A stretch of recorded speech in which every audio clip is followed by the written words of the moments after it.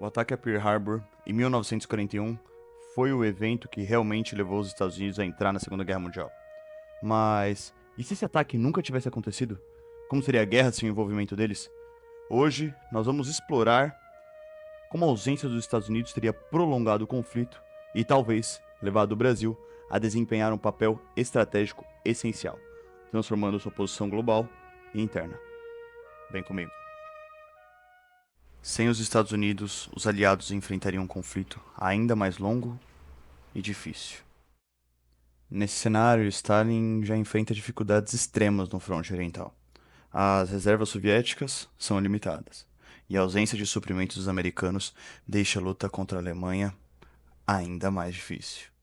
O Reino Unido, já debilitado, tenta lutar para manter suas linhas de suprimentos abertas e evitar a invasão alemã pela Operação Leão Marinho, que consistia em uma invasão à Inglaterra pela França já dominada pela Alemanha. Com os Estados Unidos fora da guerra, o Atlântico Sul se torna vital. O Brasil, com sua posição geográfica estratégica e seus recursos naturais, é visto como um possível aliado-chave. Nesse cenário, Churchill e Stalin começam a discutir estratégias em Moscou. Sem os Estados Unidos, os aliados precisam de novos parceiros. Churchill e Stalin voltam suas atenções para o Brasil, o maior país da América Latina, rico em minérios, alimentos e com uma posição geográfica ideal para controlar o Atlântico. Em 1942, uma conferência extraordinária seria realizada no Palácio do Catete, no Rio. Getúlio Vargas, conhecido pela sua habilidade em manter a ambiguidade política, recebe Churchill, Stalin e Oswaldo Aranha em seu principal chanceler. Num diálogo fictício que seria basicamente o seguinte: Churchill diria: Presidente Vargas, o Reino Unido precisa do Brasil. Vocês têm os recursos que podem nos ajudar a vencer essa guerra. Enquanto Stalin diria: O eixo avança, mas juntos podemos resistir. Prometemos compartilhar tecnologia militar e garantir o apoio à industrialização do Brasil no pós-guerra. Enquanto Vargas diria: Senhores, o Brasil só entrará na guerra se garantirmos vantagens concretas para o povo brasileiro. Quero fábricas, infraestrutura e o respeito no cenário internacional. Em pontos bem básicos, seriam 3 grandes pontos o acordo. Primeiro seria investimentos britânicos em infraestrutura ferroviária e industrial. O segundo seria um acordo de transferência de tecnologia militar da União Soviética. E terceiro, mas não menos importante, um assento permanente na futura Organização Internacional de Paz, o embrião da ONU. Então, o Brasil se une aos aliados. O Brasil torna-se um importante fornecedor de ferro, manganês e alimentos para os aliados. A aliança com o Reino Unido e a União Soviética fortalece a industrialização brasileira, com novas fábricas sendo construídas para atender a demanda de guerra. A Força Expedicionária Brasileira, FEB, é enviada para lutar ao lado dos soviéticos no fronte oriental e com os britânicos na Itália. Tropas brasileiras aprendem táticas de guerra modernas e enfrentam combates difíceis, ganhando o ótimo reconhecimento internacional. Sem os Estados Unidos, o dia D é liderado pelos britânicos, soviéticos e brasileiros. A experiência dos brasileiros em combate em terrenos difíceis é decisiva para a invasão bem-sucedida da Europa. Um fim mais prolongado. Sem os Estados Unidos na guerra, os recursos disponíveis para os aliados seriam mais limitados, estendendo o conflito até 47 ou 48.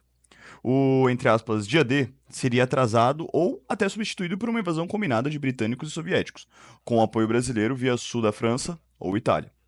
A participação do Brasil no dia, entre aspas, D alternativo seria que tropas brasileiras poderiam desempenhar papéis cruciais em operações no Mediterrâneo e no norte da África, antes, eventualmente, de participarem de uma invasão final à Europa continental.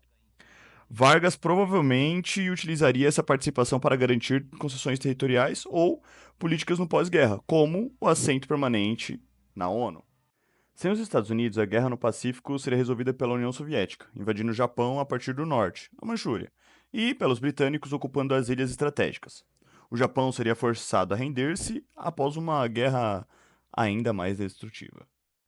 Pós-guerra e a nova ONU. Primeiro, a mudança no equilíbrio de poder. O Conselho de Segurança da ONU teria Reino Unido, União Soviética, Brasil, França e possivelmente a China como os membros permanentes. Sem os Estados Unidos, a ONU teria um viés mais europeu e sul-americano, com menor influência liberal capitalista. Lutando ao lado dos soviéticos, as tropas brasileiras provavelmente retornariam com viés mais socialista, impulsionando movimentos de esquerda no país. Vargas, no caso, para evitar revoltas internas, poderia implementar algumas reformas mais progressistas. Com o Brasil liderando, a América Latina poderia emergir como um terceiro bloco, separado tanto do comunismo soviético quanto do capitalismo ocidental, promovendo um desenvolvimento autônomo latino. Bom, a gente teria algumas mudanças logo de início após o final da Segunda Guerra. A Guiana Francesa poderia ser cedida ao Brasil, caso a França não tivesse condições de mantê-la no pós-guerra, e também o Brasil poderia adquirir algumas bases navais no Caribe ou estabelecer algumas zonas de influência em regiões chaves da América Central. Agora, na questão da Europa e da Ásia, acredito que a Alemanha poderia ser totalmente socialista ou dividida de forma ainda mais desigual, com maior influência soviética. A China, no caso, sem os Estados Unidos, ia consolidar o poder comunista ainda mais rápido. Na América Latina, como eu já disse, além de tudo isso, das anexações e etc., o Brasil inspiraria alguns momentos de independência e reformas em países vizinhos, tentando minar algumas ditaduras e fortalecendo algumas democracias.